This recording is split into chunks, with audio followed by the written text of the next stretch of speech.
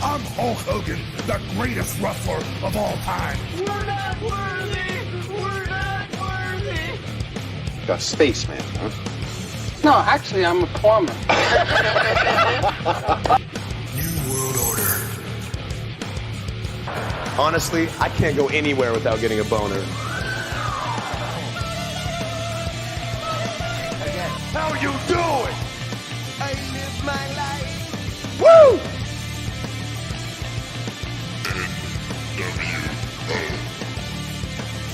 The Rock says, Sweet baby Jesus in the office. Alors, mesdames et voyons, ça recommence. Alors, mesdames et messieurs, bonjour. Non, mais je peux pas. Alors, mesdames et messieurs, bonjour. J'espère que vous vous portez bien à la maison. Mon nom est Jonathan Drapeau. Vous écoutez le Wrestle Rock Podcast, émission spéciale. Nous avons l'honneur de recevoir une grande légende de la lutte québécoise. Il s'agit du fermier Louis Laurence, et surtout connu sous le nom de Eddie Carson à l'international. Monsieur Laurence, comment allez-vous? Ben, c'est bien, là, pour un petit vieux, là. Je vais avoir 70 ans cette année, là. Ah, félicitations.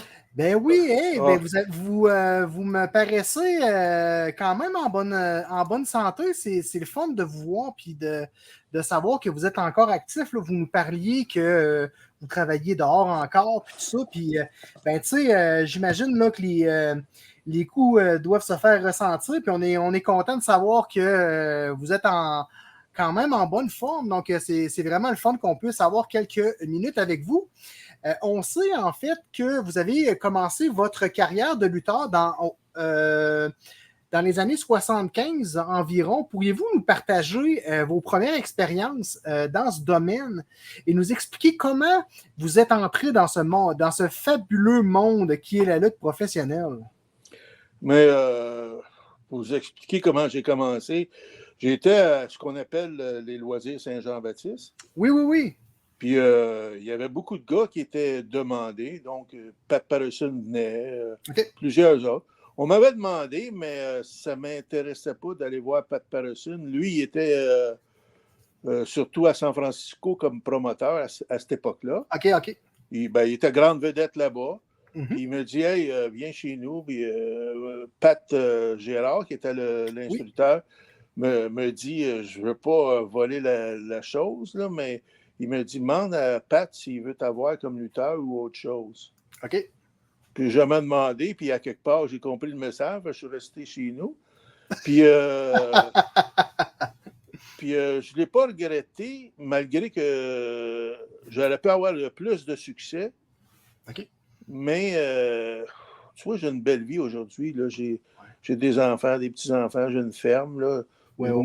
J'étais après vous oublier, j'étais après faire des travaux à l'extérieur. Oui. Le petit vieux, il a eu un clic. Hey, j'ai rendez-vous. Puis là, j'ai dit, je vais prendre une chance. Puis là, oui. Mais pour en revenir à mes débuts, moi, j'étais au Loisir Saint-Jean-Baptiste. Puis un de mes amis vient me voir là, au Loisir. Puis il me dit, hey, au Boucan, c'est un club qui était sur Saint-Denis et Crémazie à l'époque à Montréal. OK. Et il me dit, hey, Johnny Warrigal puis Bob de la Serra vont souvent là. OK. Ben, j'ai dit, Big D, fais-tu comme pour faire plaisir à mon chum? J'ai dit, ouais, je vais y aller. OK. Puis, ce soir-là, c'est là qu'a débuté ma carrière officiellement comme lutteur professionnel. Parce qu'il y a une différence entre lutteur que tu payes pour lutter, puis payes pour travailler. Ou tu reçois de l'argent. C'est ça. Parce qu'aujourd'hui, les gars ils disent, je suis lutteur professionnel. Je dis, ah oui, tu vis de ça? Il dit, non, ben, c'était pas professionnel, mon boy. C'est ça. J'ai dit, ça a deux volets là-dessus. Je dis, moi, j'ai vu, en tout cas. J'étais un petit vieux. Quand je parle de ça, ils nous prennent pour des. Ben, c'est sûr. Des notes pas. Mais j'ai connu ce qui était le best. Le best. Il y en a eu sûrement avant moi, là, mais moi, puis mon père n'était pas promoteur. D'une façon ou d'une autre, Johnny Warrigal m'a dit, veux-tu venir lutter? On a besoin de gars au Vermont.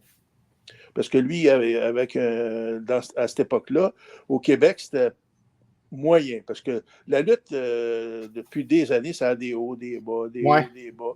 On dirait que certaines générations se délaissent, ou d'autres, ou il n'y a pas assez de talent. Comme là, moi, ce que je vois, World Wrestling, ou n'importe quoi, ils ont beaucoup d'argent, mais il n'y a pas de...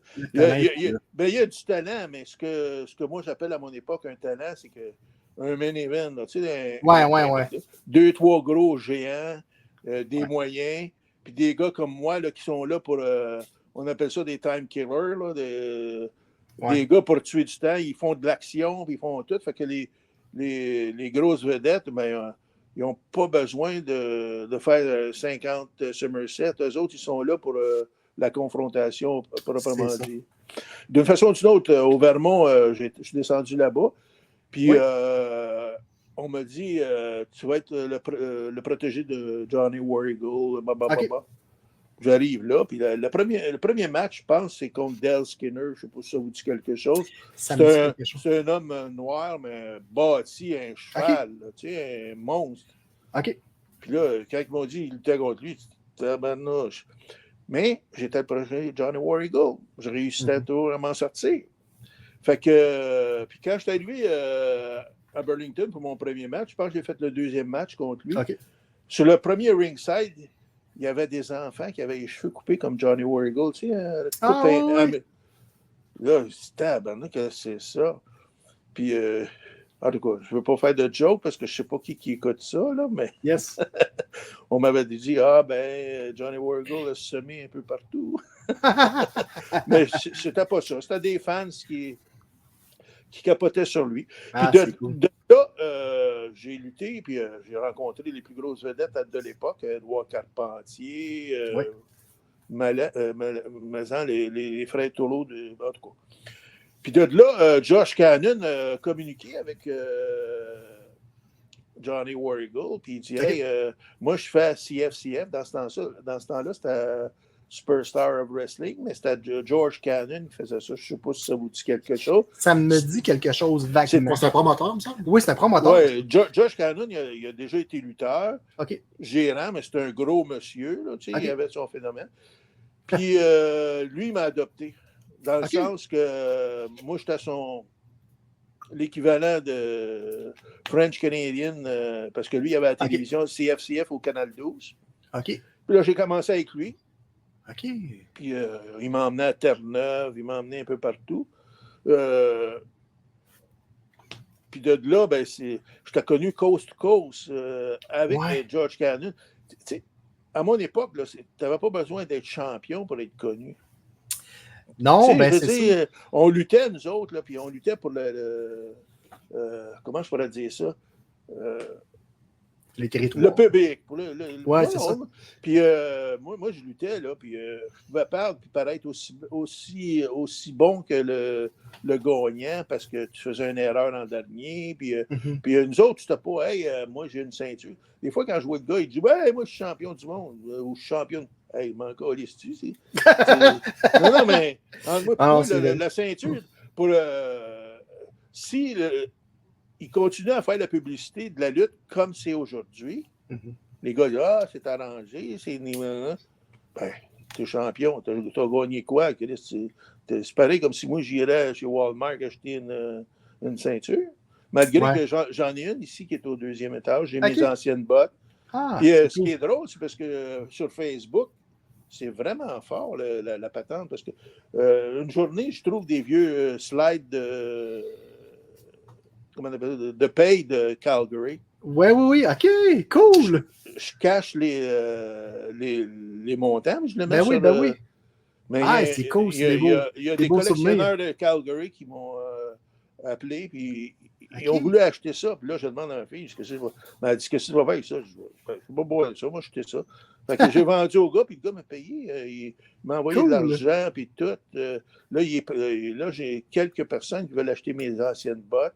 Parce qu'il me reste plus grand-chose. Il me reste plus une ceinture, puis des photos, puis c'est cool. des programmes. Puis, mais ils veulent acheter ça, mais moi, je regarde ça, j'ai encore du plaisir à regarder ça. Tu as bien beau me donner juste un poster. Vous connaissez Neil Gay? Oui, c'est mon oncle. Bon, ben, Neil Gay contre le géant ferré au Vermont. Oui. Ben, c'était un vieux poster de carton qui était dans OK. un garage. OK. Il s'est vendu 900 pièces. Wow. Incroyable. Mais American, là, ils sont... Parce que je vais encore aux États-Unis, là. Oui. Avec un ami, Gary Hathaway, qui est de Burlington. C'est un ami, ben, je l'ai connu, il avait 13 ans. OK. Oui. Puis moi, j'avais 20 ans, puis il était un investisseur, il faisait faire toutes sortes de jokes. Il va nous chercher des hot dogs, il va nous chercher de la liqueur. On payait jamais. Il payait son argent de poche. Aujourd'hui, ce gars-là pourrait m'acheter, me revendre à crédit. Mais il me demande d'aller avec lui pour le conseiller dans la lutte. Puis, récemment, on a fait un gala de lutte à Burlington. OK. C'était sold out. C'était plein. Ah, c'est cool. Mais lui, il a suivi ce que j'y avais dit. Il y avait un gros Américain, 7 pieds. Là, il l'appelle Big. Est-ce que c'est lui que vous avez partagé récemment sur les médias sociaux? Il est incroyable, le gars. Il fait penser un peu à... Mon Dieu. Il est grand comme Adam Copeland. Edge. Là. Bon. Mais c'est il est 7 pieds, bien bâti. Puis ce qui est le fun, c'est que je le vois occasionnellement. Puis quand je lui parle, il me demande toujours, puis comment tu te trouves? Il prend mes conseils. C'est pour ça qu'il m'a envoyé une chose, puis là, il essaie de parser. J'ai dit, tu vas avoir des chances, parce qu'il n'y en a pas de gros gars comme lui. Non, mais lui, on l'a emmené à Burlington, puis là, il essayait de trouver des vedettes de la World Wrestling, ces affaires-là. Là, moi, je disais au promoteur, j'ai dit, il y a un Russe à telle place. J'ai dit, pourquoi tu ne le fais pas venir? Ouais. Le promoteur, puis le booker, j'ai dit, dans les années 80, avec des affaires de même, ça marchait, là. Là, ils m'ont pris pareil comme un tweet. Un extraterrestre. Puis ils ont booké ça. Puis ils ont pacté. Wow, félicitations. Deux shows de suite. Ouais, en plus, non seulement vous avez été aux États-Unis, vous avez été aussi au Mexique pour la EMLL, qui est l'ancêtre de la CMLL d'aujourd'hui. Vous avez eu l'opportunité de performer pendant plusieurs mois aux côtés de véritables légendes de la lutte, telles que El Santo, Angel Blanco et Twins Devils. Pourriez-vous nous faire part de votre expérience lors de cette période? Mais moi, j'étais... ces gars-là, c'était tous des inconnus. Hein? Puis, c'est ça, c'était un peu... Parce que j'étais arrivé au Mexique, puis t'as bien beau parler anglais, mais eux autres, c'est des Latinos. La lutte était complètement... je te dirais pas qu'elle était complètement différente, mais elle l'était.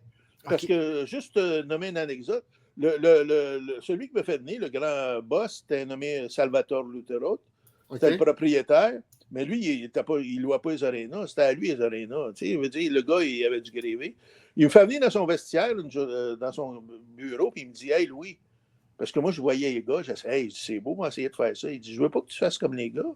Je t'ai fait venir parce que tu luttes différent. Je veux pas que tu fasses la même chose que les gars. » Je dis, des gars comme ça, j'en ai à douzaine. Parce que ça, là, à cette époque-là, c'était plus gros que la World Wrestling, ça. Lui, il avait tout le Mexique. Ils ont tout le Mexique, puis il y a une partie de il y a un gars que j'ai référé là-bas, aujourd'hui, il est rendu grosse vedette internationale, c'est Vampiro, le Canadien. Oui, on va en parler justement. C'est un gars que j'ai envoyé là, puis j'ai donné des noms de référence, puis je l'ai perdu de vue pendant un bout de temps, puis d'un coup, je regarde à cause de votre Internet. Oui. Je regarde, tabarnak, qu'est-ce qu'il fait là, lui? Puis depuis ce temps-là, on est chum. Puis il m'a fait venir 2 fois faire des films avec lui. Cool. Il était à Triple H, je pense. C'est rendu une vedette internationale. Oui, mais là, je comprends pas. Il continue encore. Il est comme PCO. Puis j'ai déjà dit, t'attends-tu de mourir sous la reine? Mais parce qu'en vieillissant, veux pas ton physique. Moi, j'ai de l'air en forme, là, tu vas dire, vous 70 ans, là, mais il y a des matins. C'est sûr, les autres doivent. Parce que je me suis fait opérer 2 fois dans les genoux. Il faudrait que je me fasse opérer encore une autre fois, puis ça ne me tente pas. Là. Puis j'ai toutes sortes d'affaires. Cette année, j'ai passé un hiver dur. Là. Quand je vous dis dur, là, je pensais que c'était fini. Puis en fin de compte, ils m'ont passé, je ne veux pas rentrer dans les détails, des caméras partout. Des caméras où est-ce que tu veux pas qu'il y ait. Non, c'est sûr. pour me dire que mes problèmes, c'est que je suis vieux. C'est sûr que la retraite, avec le temps, ça rattrape. Non, mais j'avais pas de maladie de style... je sais pas, moi j'avais l'impression que je perdais un genre d'équilibre à l'occasion. J'ai uriné des petits morceaux de sang. Puis là, j'ai un petit panique. Et ils m'ont dit non, c'est parce que ta vessie a grossi à cause de l'âge, puis les vaisseaux sanguins sont petits. Puis s'ils se forcent trop, des fois, ça fait... mais ça m'a rassuré, mais j'étais un bout de temps, je me disais, c'est les derniers milles, là, je suis rendu au bout. Mais non. Puis là, j'étais encore dehors. Ma femme a dit, c'est ça, va te casser. En tout cas, je ne vais pas... Dans les années 80, M. Lawrence, vous avez lutté à quelques reprises à la WWF de l'époque, qui maintenant s'appelle la WWE. Est-ce que votre contact a été Pat Patterson ou vous avez passé par une autre personne? Excuse-moi, là. Ouais, ben, c'est pas Pat Patterson. OK. Parce que Pat Patterson, il me connaît bien, il sait que c'est ce que j'ai fait. Mais à quelque part, Pat Patterson, en tout cas, tu sais, quand on parle de Pat Patterson, tout le monde dit « Ah, c'est un génie ». Il y a des bouts, je ne sais pas par où est-ce qu'ils voient le génie, mais en tout cas, c'est... là-bas, il fallait que tu sois dans sa manche. Ouais, mais moi, j'ai été travailler pour la WWF. Oui. C'est par l'Office de Montréal. OK. Parce que quand j'étais à Montréal, puis l'hiver, on était porté à s'éloigner de Montréal parce que la lutte n'était pas aussi forte que l'été. Puis moi, j'ai une famille à faire vivre. Puis je cherchais des spots. Puis le promoteur, Gino Brito, un du groupe, m'a demandé, il dit « Louis, serais-tu prêt à passer l'hiver au Québec? » Ben, j'ai dit « Ça me prend de l'argent. » Je dis « Moi, j'ai... » C'est sûr. Fait que lui, il m'a donné un garantie. OK. Travaille pas, j'avais un minimum de temps. OK. Mais il travaillait de temps en temps, il faisait venir des gars de la World Wrestling à Montréal pour rencontrer ses têtes d'affiche ici. Puis moi, j'étais la monnaie d'échange. Il me disait tu vas aller pour World Wrestling, puis on parlait pas de Pat, là, on parlait de. Ouais. Mais dans ce temps-là, c'était le vieux. Là. C'était pas. OK. C'est le senior et non le junior. Ouais, Pat, okay. il était juste annonceur. Peut-être conseiller dans des réunions. Ouais. Mais c'était les débuts. Il faisait rien de spécial pour moi. Là, je veux dire, OK. Il me disait bonjour parce qu'il m'avait vu. Ouais. Mais québécois. Mais il n'était pas méchant. Là, tu sais, non. Mais je veux dire, je n'étais pas dans les coulisses, mais j'ai bien compris que dans les coulisses, il devait dire non, lui, on ne veut pas l'avoir. Tu sais. Mais j'ai fait mon chemin pareil. Mais je ne suis pas le seul qui a été barré là-bas. Là. J'imagine. Quand on en parle, ils disent non, c'est pas vrai. Mais les historiens ils disent des choses, mais nous autres, on l'a vécu. Hein? Mm-hmm. Exact. Et je ne veux pas parler de non, c'est correct. Là, parce que, non. Mais souvent, on se pogne, puis ils n'aiment pas ça. Ben, j'ai dit, écoute, compte des bonnes affaires. Tout à fait. Mais le monde n'aime pas la vérité. La vérité, c'est ça. Ouais, il y a des vérités qui sont dures à avaler. Tout à fait, je suis d'accord avec vous. Oui, à la World Wrestling, comme vous dites de l'époque, vous avez choisi le nom d'Eddie Carson plutôt que Louis Lawrence, votre vrai nom. Est-ce que c'est à cause de la présence d'Hillbilly Jim et de Honk Elmer que vous avez dû changer votre nom? Ah, pas en tout. Non, c'est des papiers. Ça te prend des papiers pour travailler aux États-Unis? Oui, c'est ça. Un permis de travail, ces affaires-là. Oui, puis quand que la compagnie veut t'avoir, ben, elle fait ça dans une poignée de main, mais moi... il ne voulait pas m'avoir vraiment, mais il n'y avait pas le choix, il manquait de lutteurs. OK. Parce qu'à cette époque-là, il n'y avait pas des lutteurs, ils ne prenaient pas n'importe quel, excusez de l'expression, ticoun sur le coin de la rue, en bas sur la ligne. Il faut avoir un certain physique et un certain talent. Hein? Tout à fait. C'est pour ça, des fois, je vais voir les petites compagnies. Là. S'il n'en a moins, t'en prends 2, 3 de chaque compagnie, t'en fais une. Là, t'aurais la lutte internationale à Montréal. Mais là, t'en as 1 ou 2 qui a de l'allure. Comme à Québec, je n'ai vu un, là, je ne me souviens plus de son nom. Là, il est bâti. Il n'est pas grand, mais Marco il est bâti. Estrada. Ah, oui. C'est Marco Estrada. Je l'ai vu à Montréal, puis je l'ai félicité. J'ai trouvé qu'il l'avait. Mais à mon époque, il n'aurait jamais été main event. Il aurait été premier, deuxième match. Il a beau être bâti, musclé, ben acrobate, mais il aurait fait sa job parce que, parce que ça en après. Il ne pouvait pas en avoir 10 de 6 pieds quelque chose. Tu sais. Non, c'est ça. Et puis, on parlait de prouesse puis de gens athlétiques. Un de nos combats préférés, c'est vous qui avez affronté Salvatore Bellomo à la WWF. Considérez-vous que M. Bellomo, comme un lutteur avec lequel vous aviez de la facilité à travailler? Si oui, y a-t-il d'autres lutteurs avec lesquels vous avez aimé travailler? Mais Salvatore Bellomo, c'est parce que je l'ai connu en Allemagne. OK. Fait que quand je suis arrivé pour la World Wrestling, j'allais faire une job. Ouais. On peut dire. Ouais. Mais Salvatore me dit, on est capable de faire une job, puis être... parce que lui, il savait qu'il était pour me rencontrer peut-être ailleurs. Oui, c'est ça. Fait que tu sais, à mon époque, c'était de même. Mm-hmm. Si tu me fais mal ici, attends, mais que tu viennes dans mon territoire, je vais m'en souvenir. C'est ça. Puis si tu regardes cette vidéo-là, il est bien plus petit que moi. Ben oui.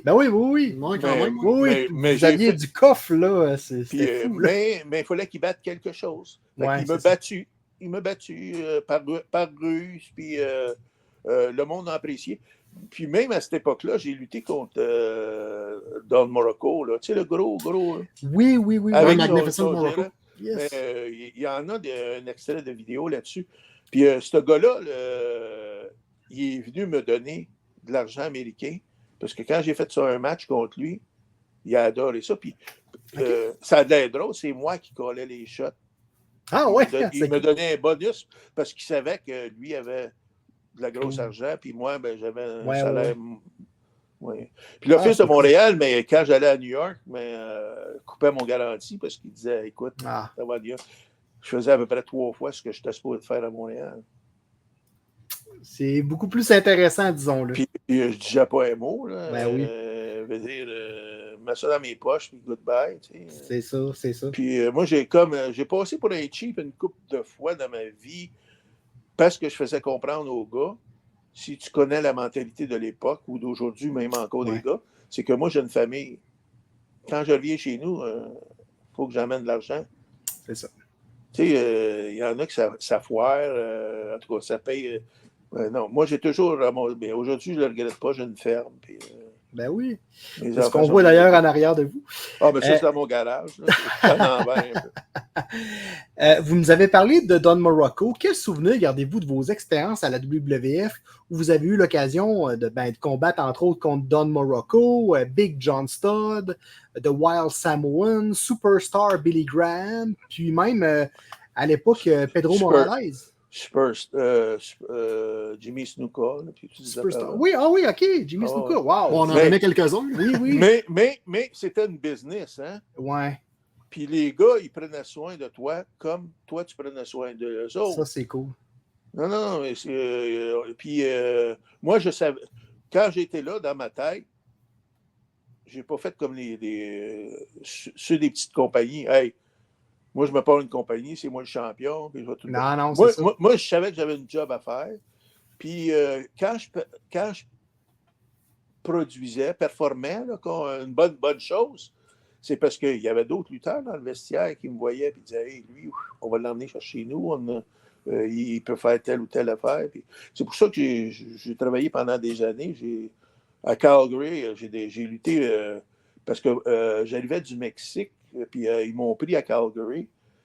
Puis ils m'ont mis quasiment 2 mois contre Dynamite Kid parce que j'étais un des seuls qui était capable de le suivre. Ah, il était rapide, incroyable, intense, puis ça prenait quelqu'un pour le suivre. Mais à cette époque-là, il n'était pas gros. Je ne sais pas s'il pesait 210 livres. Mais il était capable. Ouais. Trouve-moi un gars de même dans une petite office de Montréal, j'en ai pas vu. Il n'y en a pas. C'était des miracles de la vie. Mais il y en a quelques-uns qui, comme ici, FML, ici, qui est. Oui, pas loin, M. Ouimet. Il y en a 2 gars qui sont là, qui sont bons. Mais, si tu veux. Vas-y. Oui, bien sûr. Bon, vous n'êtes pas sans savoir que dans la nuit du 23 au 24 décembre 1985, Mad Dog Lefebvre, Tarzan Tyler et l'arbitre Adrien Desbois ont perdu la vie dans un accident dans le parc de Laurentides. Oui. Pouvez-vous nous partager quelques détails sur cette malheureuse tragédie? Parce que nous autres, on a déjà fait une émission là-dessus. Regardez certaines reliques. Oui, on a des. Je sais, puis j'étais déçu de ne pas avoir participé, mais c'est pas tout le monde qui le savent. Oui. Parce que c'est moi qui est arrivé ces lieux. C'est pour ça qu'on veut en parler. Ouais, vous avez déjà commenté. La police est arrivée un petit peu avant moi, OK. mais il y avait déjà 2 cadavres de sortie, puis il en restait un. Puis quand ils l'ont sorti, parce qu'ils m'ont montré des valises, puis ce qui est cocasse avec ça, ils m'ont montré les valises des lutteurs, puis il y en avait une, je regardais, puis c'était la valise de Richard Charlet. OK. Puis je me demandais qu'est-ce qu'elle faisait là. Mais avec le temps... Parce il avait peut-être oublié son stock. Ouais. Non, il avait donné sa valise à Adrien Desbois parce qu'il trouvait qu'il faisait pitié avec sa vieille valise. Il avait donné... OK. C'est bon. Mais sur le coup, tu regardes, puis là, ça m'a fait hésiter. Ou ça aurait pu être Abdullah de Butcher parce que c'était des gars qui voyageaient souvent avec Abdullah. Mais Abdullah avait un avion à prendre, puis il apprenait de Chicoutimi. Mais moi, je ne savais pas ça. Là. Okay, mais quand ils l'ont sorti du fossé, Pierre Lefebvre, MacDoug, ils ont mis les... comment tu appelles ça? Des cordages après les coups. Puis ils l'ont sorti du trou. Parce qu'il était dans le fossé complètement, en droit du char et tout ça. Mais il mesurait de peut-être 6 pieds 4 quand ils l'ont sorti. Ils l'ont tiré, là. Puis là, je l'ai vu, il a perdu ses culottes, il était quasiment tout nu, là, mais... Il serait mort d'hypothermie, s'il ne serait pas mort de... Ouais. Ah, ben, je pense qu'il était mort sur le coup. Mais il serait mort d'hypothermie, il devait faire frais. J'imagine. Oui, c'était en hiver. Ouais. Mais moi, à cette époque-là, je montais les arènes pour la lutte internationale. Puis, oui. Je luttais, puis tout ça. Puis quand je suis monté il faisait des entrevues à Montréal. OK. Il se préparait parce que c'était une tournée. Hein. Après ça, on allait à North Bay, Sudbury, puis toutes ces places-là. Là. Ah, mais c'était c'était dans le temps des fêtes. Là, on pactait partout. Puis moi, à mon temps, j'ai appelé Montréal, puis je leur ai dit, hey, niaisez pas, il y a une tempête de neige, puis tout ça. Ouais. Mais on s'est moqué de moi, mais ils sont rendus pareils là-bas. Puis en redescendant, ce qui est drôle, c'est parce que Tarzan Courville, lui, il avait un gros Cadillac. OK. Mais rien que te montrer, pour sauver de l'argent, ils ont embarqué dans le char à Adrien Desbois, que c'était un Ford Escort. Tu sais, un Ford Escort. Un petit compact. Il était à 3, puis celui qui était en arrière, mais il va dormir. Tu sais. Mais c'est pour te dire, il aurait peut-être descendu avec le Cadillac. Le Cadillac qui serait peut-être encore vivant. Non, mais pour ça. Puis, le gaz était à peu près à 20 cents le litre. Ah, c'est ça. Ça pour sauver de l'argent. Quand tu sais, aujourd'hui, tabarnouche, on aurait descendu en patin roulette. Non, c'est sûr. Là, on aurait descendu en Hammer là, à Vincent le litre. Puis cette année, j'étais à Chicoutimi. Puis en revenant, j'ai passé, parce que c'est le point kilométrique. Oui. Mais à cette heure, la route est comme une autoroute. Là, 2 voies sur un bord, 2 voies sur l'autre. Mais à mon époque, on rencontrait. OK. Fait que si la route était arrêtée comme elle est aujourd'hui, il n'y aurait rien eu. Pas arrivé. Ah. Parce que c'est un camion citerne qui montait. OK. Puis tu sais, il y a des tuyaux en dessous. Là. Oui. Le char a perdu le contrôle, il est passé en dessous, en arrière. Puis là, vu que c'était un Ford Escort, il était petit, mais pas encore assez petit. Puis là, toute la gang... je ne veux pas rentrer dedans. Ce qui est décevant de ça, c'est que la promotion de lutte voulait faire une bonne affaire. Ils ont exposé les 3 quarts dans le même salon. OK. Puis les wrestling fans venaient à la lutte, puis écoute, tu as les parents, les enfants, les petits-enfants, puis ils rentraient. Ah, toi, t'es un tabarnak, je suis bien content que t'es mort. Ils ont fait une exposition juste un soir. Puis toutes les familles ont décidé d'aller chacun dans leur... Ah, c'est dommage que... Ils voulaient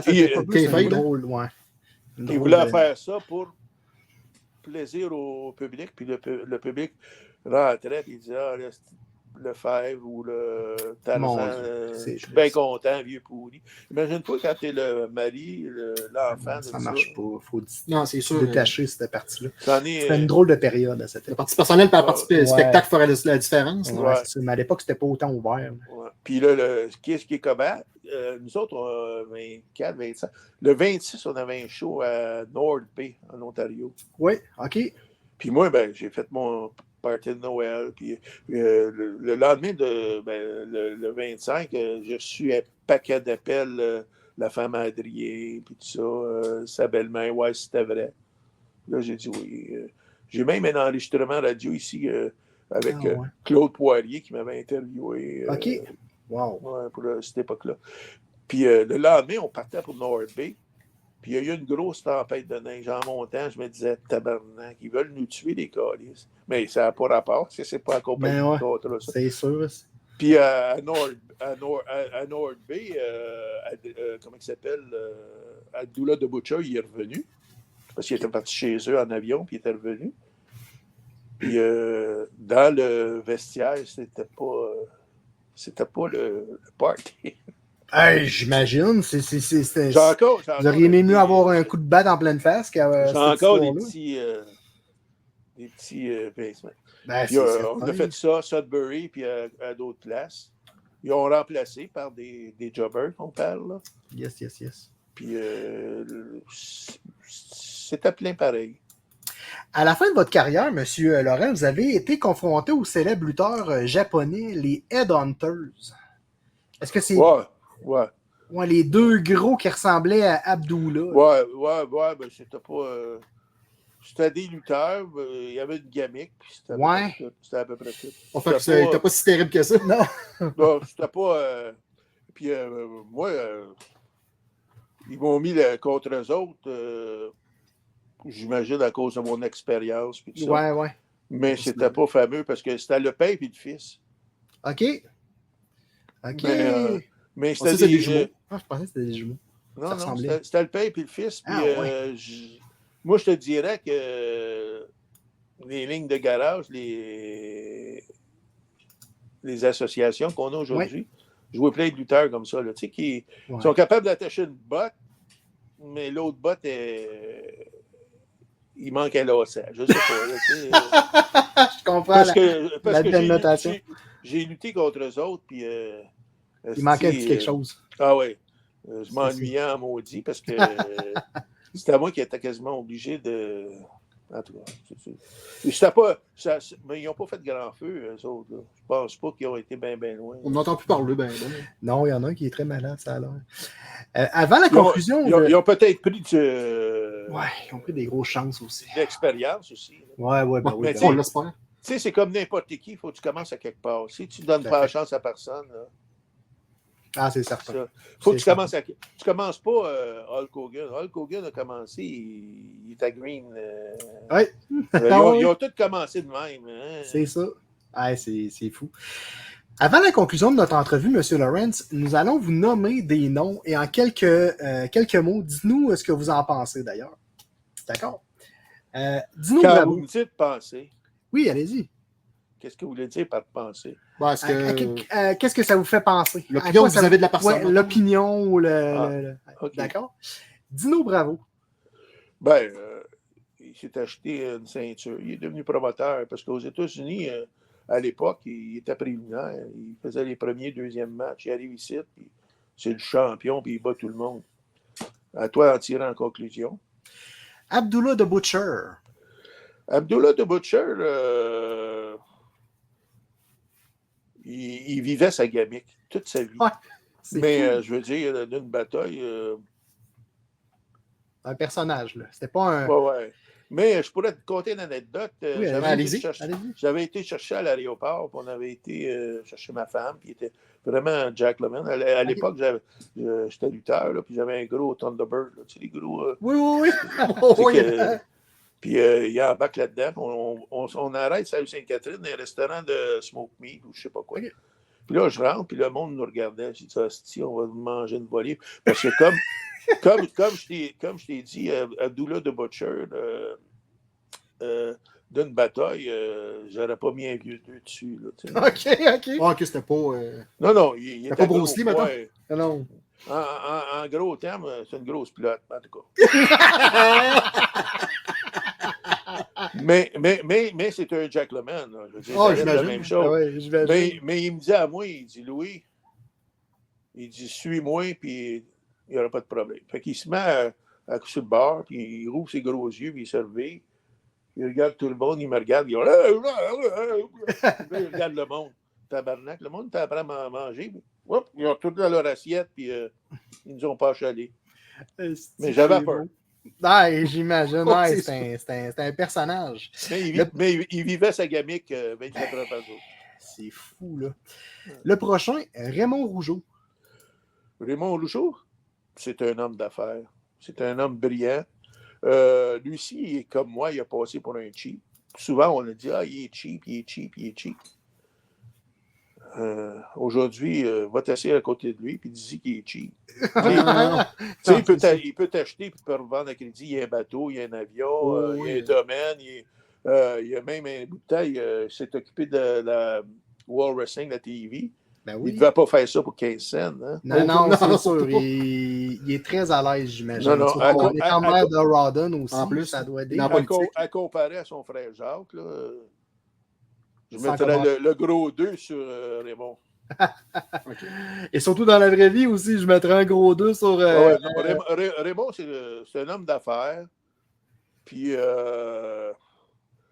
ça n'a jamais été mon meilleur ami, mais il m'a toujours appelé M. Louis. Puis, j'ai voyagé avec. J'ai jamais eu de trouble. Mais je le voyais qu'il n'était pas la main dans son portefeuille. Mais je veux dire, quand il fallait qu'il paye sa part, il payait sa part, mais il n'est jamais excessif. Jamais je l'ai vu courir à Galipote. Il pouvait le faire, là, mais non, c'est un gars plus strict que strict. Super. Le prochain, Vampiro. Vampiro, quand je l'ai connu, c'était un petit Ian gars. Hutchinson, son vrai nom? Oui. Ouais, Ian Hutchinson. Quand je l'ai connu, il vivait dans la rue. Il était parti de chez eux, il n'y avait pas une troupe. Puis il voulait apprendre la lutte. Moi, j'ai dit non, tu ne peux pas apprendre la lutte. Puis je l'ai connu en même temps qu'il est à Thunder Bay avec Abdullah the Butcher. Puis Abdullah the Butcher, il dit débarrasse-toi-en de ce gars-là. Pardon. Excusez, j'ai baillé. Il dit que ça ne vaut pas de la merde et tout ça. Puis moi, j'ai dit au petit gars, je dis va où est-ce qu'il y a de la lutte internationale, alors, présente-toi une couple d'heures avant, puis je vais t'aider. Puis tous les shows que j'allais, il était là. Puis là, je dis, tabarnouche, il est moyen, je ne sais pas. Puis à Montréal, il était là. Puis je lui ai demandé, comment tu fais pour vivre? Il dit, je couche dans les abris des autobus. Puis là, j'ai dit, tu ne peux pas faire ça. Puis j'ai parlé à ma femme, puis on l'a hébergé dans le sol de la maison pendant 3-4 mois. OK. Puis c'est le même que l'histoire, je veux dire, aujourd'hui. C'est particulier quand même. Wow. Mais je te dis pas que lui, c'était un strike, là, parce que il a tout essayé, je pense. Oui, j'imagine. Il y a la face de l'emploi. Comme il est tatoué partout en plus. Oui, ça veut rien dire. Mais... Quand je l'ai connu, là, il avait la peau blanche. Là. Il n'y avait rien, là, un vierge. Là. Puis quand je l'ai revu une couple de fois, là, puis, je l'ai vu ici, puis il était venu à Montréal dans un show. À la IWS. Je sais, mais, Oui, il y a quelques années. Puis quand il m'a vu, là, ses yeux, là, puis tu voyais qu'il était content de me voir. C'est cool. Mais tu y parles, puis des fois, il a la tête ailleurs. Là, je sais pas. Mais c'est pas un méchant gars, dans le fond. Non. Parce que moi, il m'a toujours respecté. OK, moi, que tu fasses ce que tu veux, tu as tué 50 personnes. Quand tu me dis Louis, puis tu me serres la main, puis tu me fais pas de trouble. C'est ça. Et puis le dernier, Louis le Fermier Laurence. Louis le Fermier Laurence. Je le connais bien, mais des fois, je ne suis pas sûr de lui. C'est un gars qui a vécu pour... il disait demain... ce que je pourrais dire aux jeunes. Oui. Louis-Laurence pourrait dire aux jeunes. J'ai fait quasiment des sports extrêmes, des culbutes, des scies. Puis il me disait, on me dit plus tard, tu vas le regretter. Aujourd'hui, je le regrette. Il y a bien des choses que je n'aurais pas faites.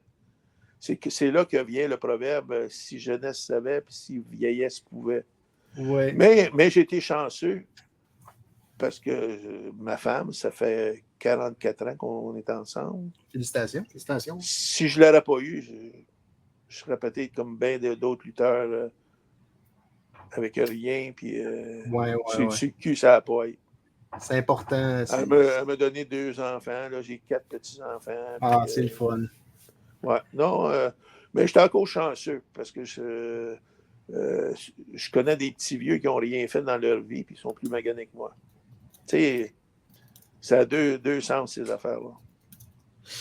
Et puis pour conclure, comme à l'habitude, mon partner Benoît, a.k.a. Nostradaben, en fait, son surnom, c'est Nostradaben, c'est à propos de Nostradamus. Donc, il essaie de prédire le futur de nos invités. Alors, la parole est à toi, mon ami. Oui, tout d'abord, merci beaucoup, M. Laurence, pour votre... Excusez pour tantôt quand j'ai accroché le micro, j'étais en train de me broyer.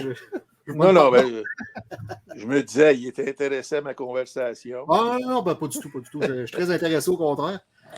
Ouais, on va pourrait dire, vous avez été impliqué récemment dans la Fédération montérégienne de lutte.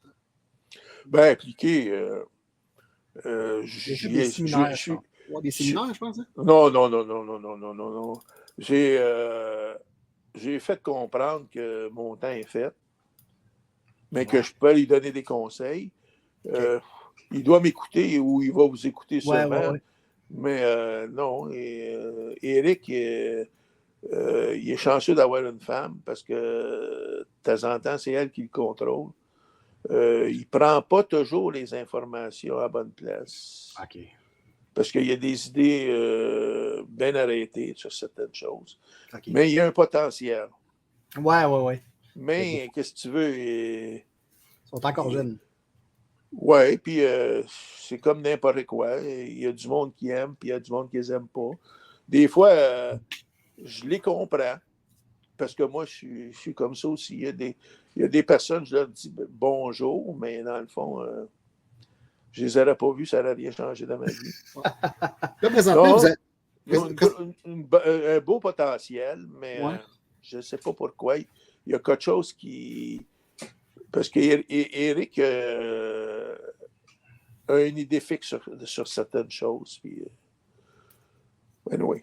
C'est pas moi qui vais le changer. Là, yes, c'est sûr. Ouais, ben c'est ça. Je m'en allais vous prédire que vous alliez le changer. Non, c'est pas vrai. Non, vous avez une ferme présentement. Ouais. Depuis combien d'années vous avez cette ferme-là, cher monsieur? Oh, ça doit faire pas loin d'une 30aine d'années, si c'est pas plus. Il y a eu beaucoup de succès, cette ferme-là. Bon, on va vous prédire d'autres succès futurs dans votre ferme. Là. Genre des belles récoltes de carottes, de patates et des navets. Non, mais sérieux, du succès dans vos projets. Je suis débarrassé de beaucoup de choses. Ben là, dans mon garage, tu vois, il y a un petit tracteur. Oui, bien sûr. Oups, en tout cas. OK. Ouais. Wow. C'est de la machinerie, mais c'est plus comme avant. J'avais des chevaux, tout ça. Mais c'est là, hey, j'ai 70 ans.